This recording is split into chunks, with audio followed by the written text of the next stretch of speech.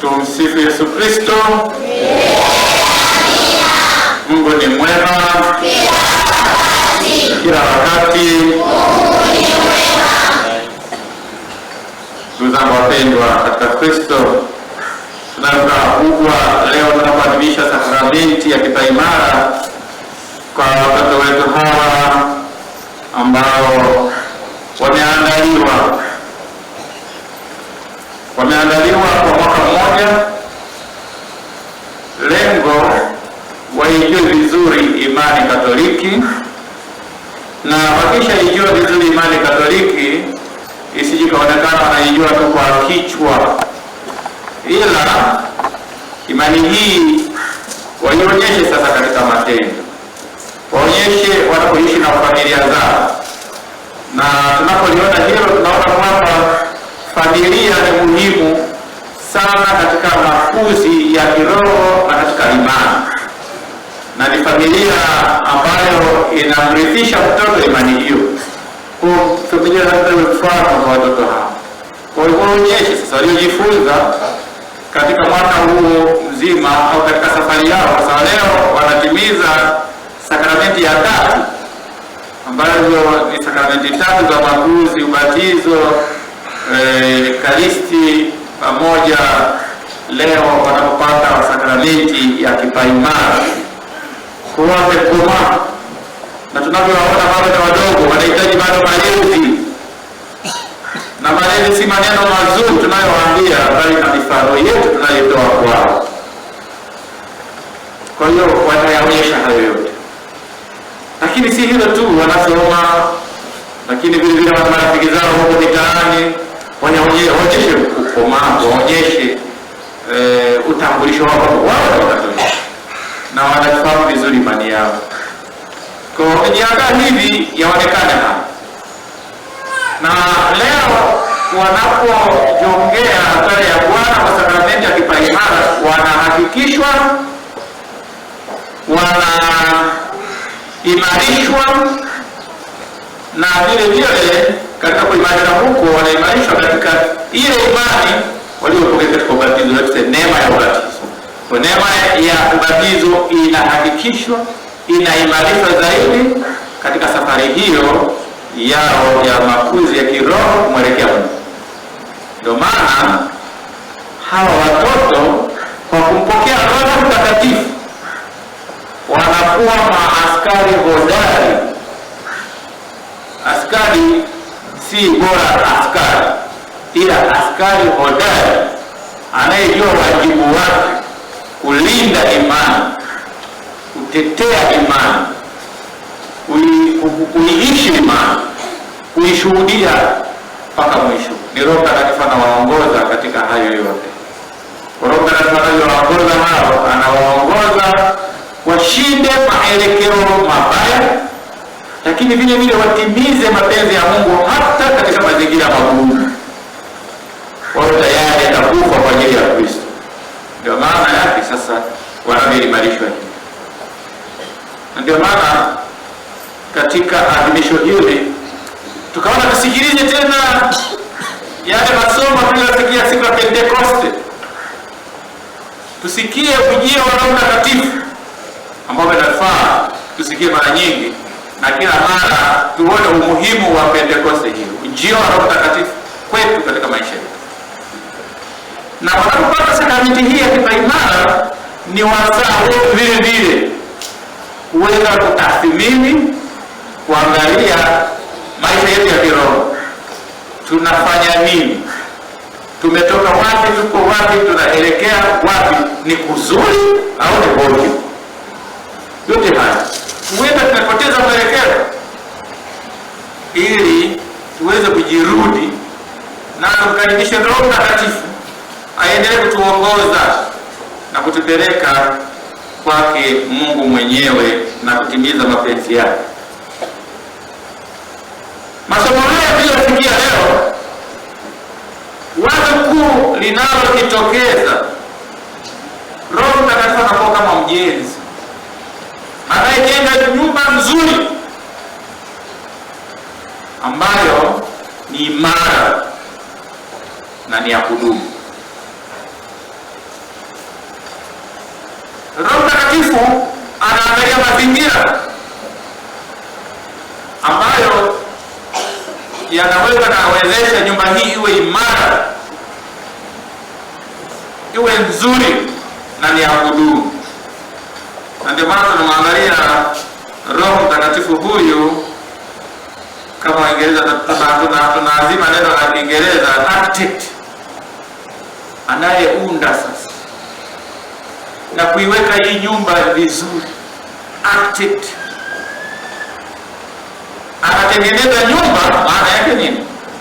Ni anatengeneza umoja, ni architect wa umoja. Ni architect ambaye anafanya tuwe na lugha moja, tunie mamoja, na tutambue wajibu wetu kama wafuasi wa Bwana wetu Yesu Kristo, na tutimize wajibu wa ufuasi, kuishi wapasavyo wafuasi. Chaguzi zetu tunazozifanya, simaanishi uchaguzi huko kwenye chaguzi katika maisha yetu, tunafanya maamuzi katika kuchagua kitu. Tuchague yaliyo mema, tutende yaliyo mema kwa mwangaza wake. Tuwe kama waimbaji. Kama waimbaji wanavyoimba, pata picha, kila mtu anajimbia cha kwake. Maana kuna sauti ya kwanza, ya pili, ya tatu, ya nne.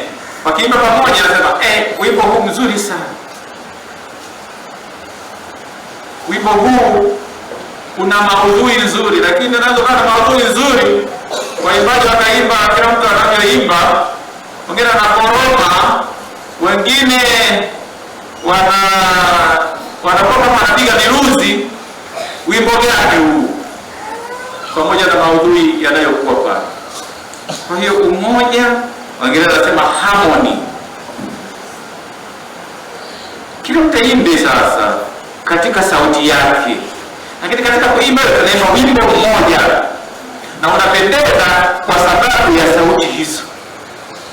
Kwa huyu ni Roho Mtakatifu anayetengeneza sisi katika umoja, walio na umoja wanaongea lugha moja, na kila mmoja na kipaji chake, lakini vipaji hivi ni kwa ajili ya umoja huu, na umoja huu wote wanaangalia sehemu moja, wana lengo moja, na kwa sababu wanaongea lugha moja.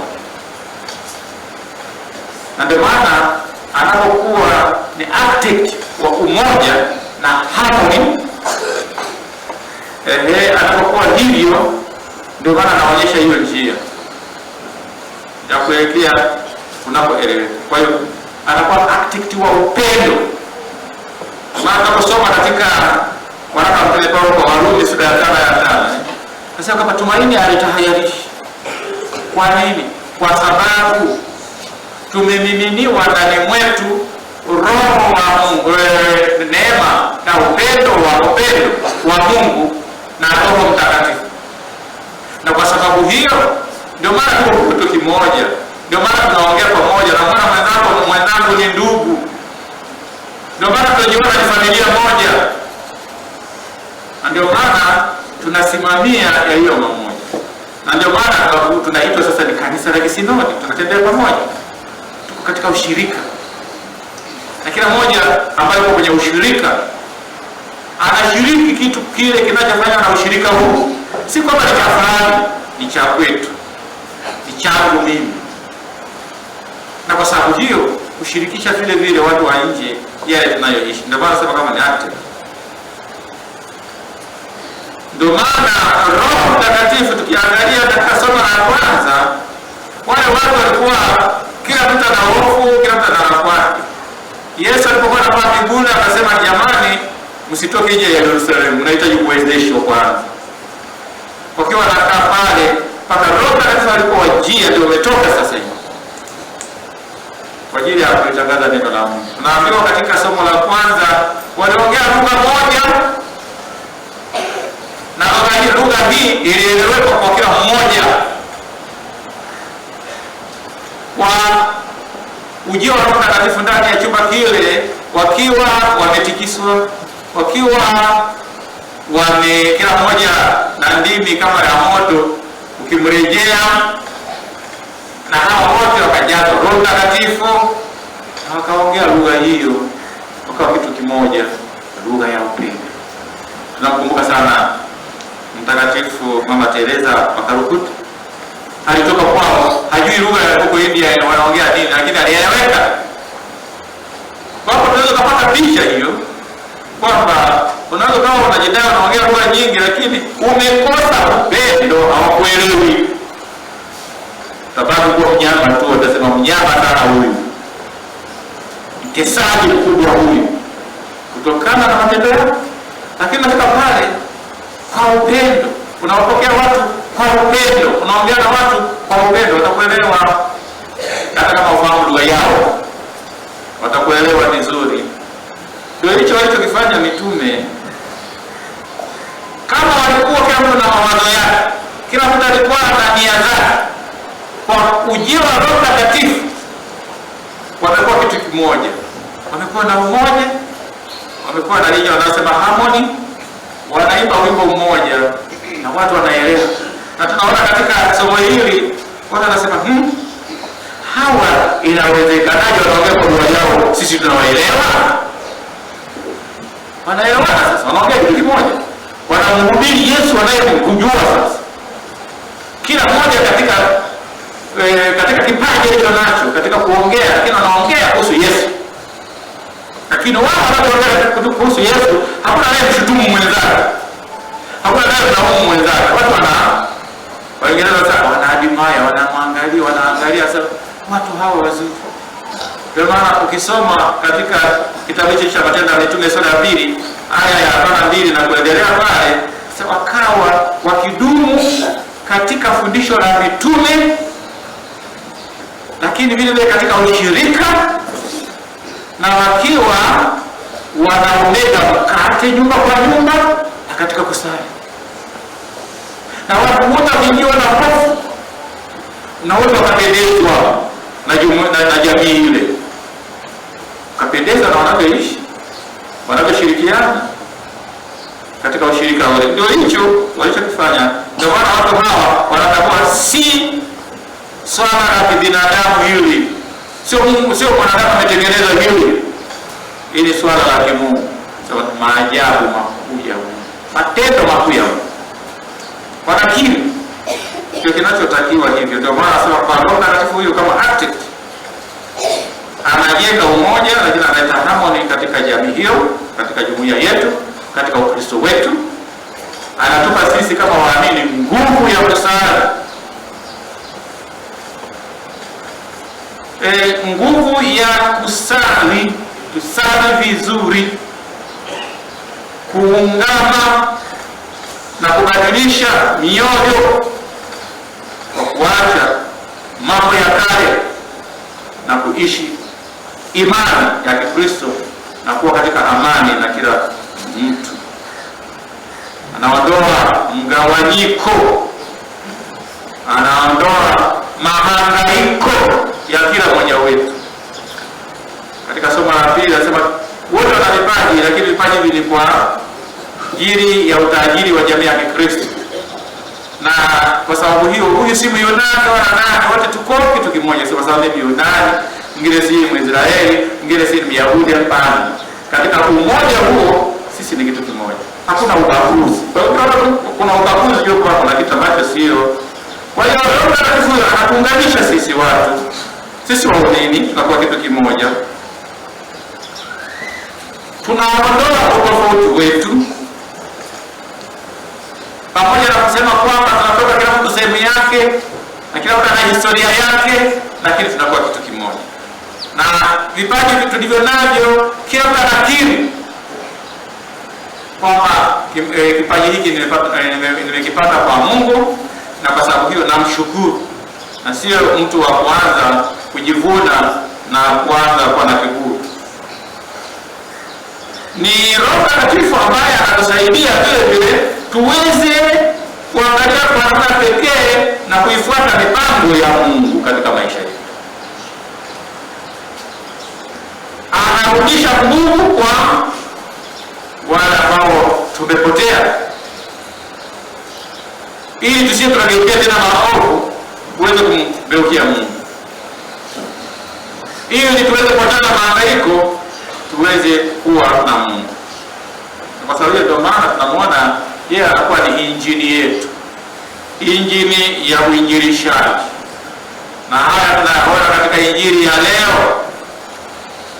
Katika uinjilishaji yeye ni injini na anaongoza uinjilishaji wetu, anatuongoza katika kufundisha watu kuhusu Yesu, na anatuongoza kuelewa vizuri maandiko matakatifu ili tuweze kuelewa maana yake na sisi tuweze kuwaelezea wengine. Lakini pamoja na ni mtetezi wetu, anatutetea, na kama mtetezi anakuwa vile vile mwalimu wa ndani, anaongea na sisi.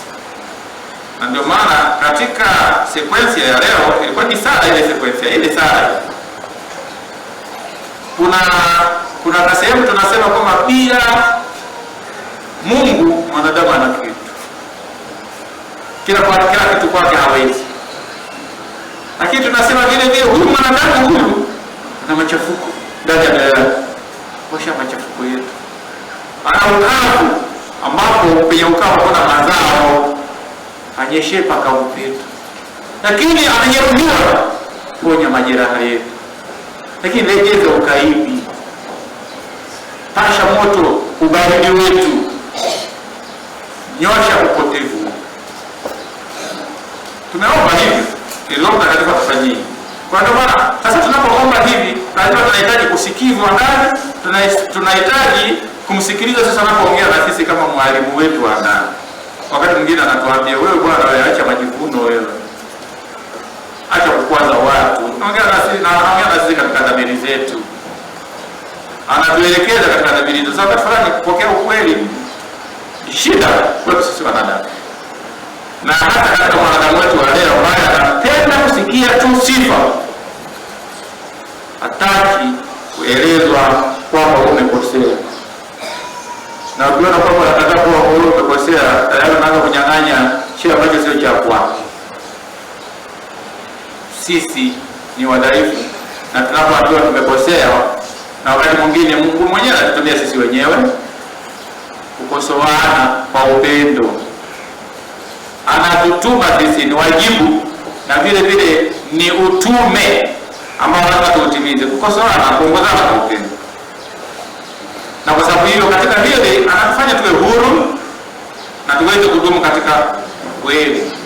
Uhuru si uhuru tu wowote ule, uhuru ambao ni uhuru wa kweli, kwa kutuondoa katika ubinafsi wetu tunaokuwa nao, ili tuweze kumfuata Yesu Kristo, tuweze kuachana na malimwengu, ila tutakatifuze malimwengu kwa maisha yetu. Katika katika injili ya leo tunaona wale jamaa walikuwa wanahangaika na hofu na Wayahudi, wanajua watawafanyia vitu gani na nini, wakawa na hofu. Katika mwaka huu tunaona Yesu anajua wana amani. Amani iwe kwenu. Zawadi ya kwanza. Zawadi ya pili, ukeni Roho Mtakatifu. Roho Mtakatifu ndio injili yenu ya uinjilishaji. Mtakapoenda kumbukeni kwamba kizuizi cha mtu kumfuata Mungu ni dhambi. Waondolee watu dhambi, uwezo wa kuondoa dhambi ambao mitume wanapewa. Lakini kwa mwanadamu muwe na msamaha. Sisi sote tuwe na msamaha, tuwasamehe wenzetu, tuishi katika msamaha huo, kwa sababu tunasamehewa na Mungu vile anatutuma tukafanya kazi. Tunapoadhimisha sasa sakramenti ya kipaimara, ndio maana tunaangalia sasa watoto wetu. Sisi wazazi lazima tujiulize, tumekuja hapa kwa ajili ya kushuhudia wanapata sakramenti ya kipaimara, lakini tumechangia nini sisi kwa watoto wao? Kwa mifano yetu, kwa maneno yetu, na kwa maisha yetu katika familia zetu. Tuna muda na watoto wetu tukasali pamoja? Tuna muda kwa familia yetu hiyo tukakaa pamoja na watoto wetu tukatafakari neno la Mungu ambalo linatulea sisi katika imani, na ndio rejea yetu ya imani? Tunaongea na Mungu katika maandiko matakatifu, tunasali pamoja, nafasi ya Mungu katika maisha yetu, na hasa kama tunatoa nafasi hiyo kwa familia, kuionyesha ni familia kwa sababu ina sura na mfano wa Mungu. Watoto wetu walikuwa katika mafundisho ya kipaimara, tumechangia chochote au sisi kwa tunafikiria tu sikukuu? Najiuliza, maana leo hii wakati mwingine tunapuuza mengi. Watoto hao wamekodiwa kumbi ziko nyingi huko, na watoto wako wanafurahia na zawadi leo, pengine hata Biblia hana, na anajua kusoma Biblia wakati anafundishwa na katekista. Wazazi, nafasi yetu ni ipi? Ndio kujiuliza leo hii wanapopata sakramenti kipaimara, tunapokuja hapa na kushuhudia. Lakini si hilo tu, msimamizi unayechaguliwa si kwa sababu wewe ni rafiki ya familia, ila unapokea wajibu kufuatilia mtoto huyu unayemsimamia, kuwasaidia wazazi kwamba kiroho anaenda vizuri na yuko vizuri kiroho, na kwa sababu hiyo nategemea kwamba ataendelea vizuri, na katika hili kwa malezi haya atachakata na kujua na kupambanua wito wake, na anataka kuwa mtawa, anataka kuwa padre, anataka kuwa na kila mara na hakikisha kwamba mtoto huyu kila kitu aanze na Mungu. Anataka kusoma masomo yake, aanze na Mungu, sio mpeleke tuition wakati hajafanya. Anaweza kuwa na doctorate na maneno, lakini kama si mcha Mungu, ndio hawa watakuwa waajabu katika uongozi. Ni wale ambao watakuwa hata moyo wote wa huruma yoyote katika uongozi, kwa sababu hawajamtanguliza Mungu katika yote. Wategemea tu kusoma. Nasoma nini sasa? Hajaelewa kwamba mtu anayesoma na kuwa na elimu kubwa ni yule sasa anayemjua Mungu zaidi, na kama anamjua Mungu zaidi amtumikie penzao kwa upendo, ampende, amtumikie pasana. Ndio lengo. Kama elimu kila mara ni mgomvi, kila mara ndio fisadi, kila mara yeye ndio mtafuta rushwa, lakini amesoma yote haya hii nini?